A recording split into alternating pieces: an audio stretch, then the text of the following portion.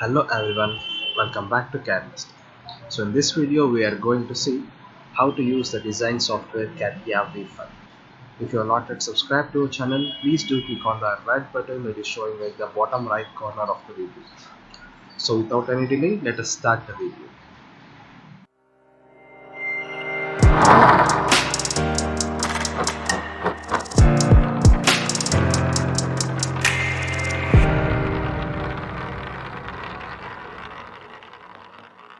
Under Catia, we'll be going for generative sheet metal. Here you'll be entering your part name, then give it as OK. And here we will be specifying our sheet metal parameters. I'll be taking as 3 and then 6. That is, the thickness is 3 and then bend radius is 6. In last class, we saw about wall on edge and then flange options. So in this video, we are going to see our bend options. For that, we'll be creating a base feature first. So I'll be creating my base feature like this. Exit from the sketch. Then I'll be adding my wall feature. Like this, I have my base feature. Then next, I'll be adding a wall to this. Go for wall. Under wall, I'll be taking the height as say 100 and the angle as 90 degree. And I have cancelled the bend here. Give it as OK. Now you can see there is no bend at the materials. So in order to add this bend, we have options called as bend options. Under bends, we have two types of bend. That is, one is normal bend and then other one is the conical bend. So first, let us see how to use normal bend. So go for bend. Here it is asking for supports. Say this is my support 1 and this is my support 2. And here you can see there will be automatically a bend created at the intersection of these two points. Give it as OK. Then now you can see your bend has been created. So this bend radius will be automatically taken by a sheet metal parameters.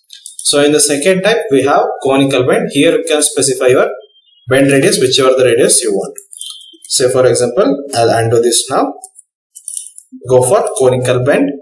Here it is asking for a support. I'll be selecting my support 1 and then support 2.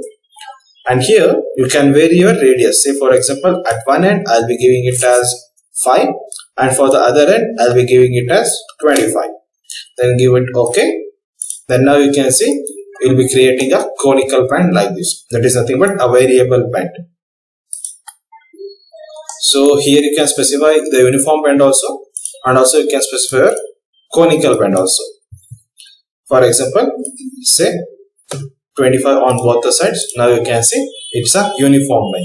If you want a conical band, then you can specify that is left radius and then right radius. You will be specifying a different value for them. The next we are having bend from flat. So bend from flat is nothing but it is used to bend a already existing feature, that is the base feature. So let us see how to do that. So this is my base feature. In order to bend this base feature, we need bend from flat.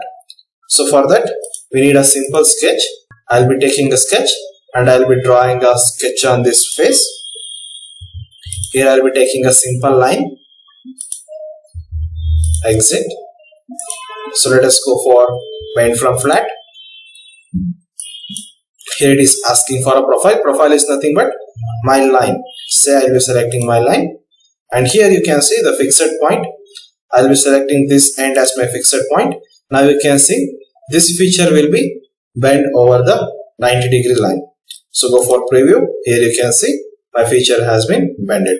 And this radius will be taken by a sheet metal parameters. That is, I have given 6 in my sheet metal parameters.